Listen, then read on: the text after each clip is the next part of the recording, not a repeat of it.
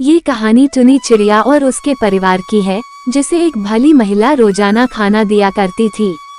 उस महिला की मृत्यु के बाद टुनी और उसके परिवार को खाने के लिए दर दर भटकना पड़ा। पूरे परिवार की खोज के बाद जो खाना जमा होता वो उनको कम पड़ता।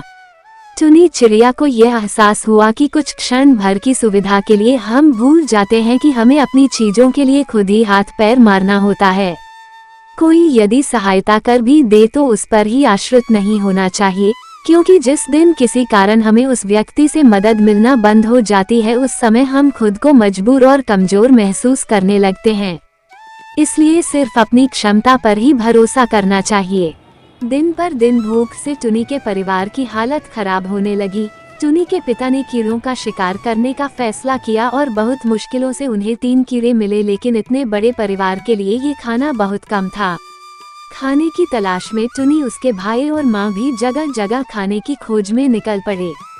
एक घर की खिड़की के पास टुनी की माँ ने अपनी चोंच से उस खिड़की के पास जाकर खिड़की खोलना चाहा, तो वहाँ भी कुछ खाने को भी मिला, बल्कि उस मकान के मालिक ने गुस्से में आकर उन पर राख फेंक दी, जिससे टुनी की माँ, उसके भाई और वो खुद खाकी रंग के हो गए। दूसरी ओर टुनी के पिता को खाने की खोज करते करते एक ऐसी जगह मिलती है जहाँ अधिक संख्या में कीड़े थे।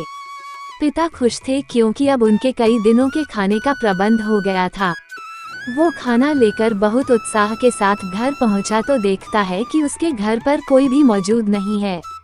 ये देखकर वो बहुत परेशान हो उठा कि आखिर सब गए कहाँ। जब टुनी चिड़िया अपनी माँ और भाइयों के साथ घर वापस लौटी तो टुनी के पिता अपने परिवार के ही लोगों को नहीं पहचान पाए और टुनी के लाख समझाने के बाद भी वो नहीं माने और गुस्से में उन्हें वहाँ से निकल जाने के लिए कहा। टुनी चिड़िया कहती रह गई कि हमारे ऊपर किसी ने राख फेंक दी, इसलिए आप हमें नहीं पहचान पा रहे, पर उसके पिता ने उनकी एक ना सुनी। पिता को समझा कर अब सब निराश हो चुके थे और हार मान चुके थे, लेकिन टीकू चिड़िया ने हार नहीं मानी। वो अपनी माँ और भाइयों को तालाब लेकर गई और सबसे पानी में जाकर नहाने के लिए कहा, जिससे उनके शरीर पर लगी राख साफ हो गई और सब अपने पहले रूप में वापस आ गए। टीकू के पिता को अपने किए पर पछतावा हुआ और उन्होंने टीकू समेत उसकी माँ और अन्य बच्चों से माफी मांगी।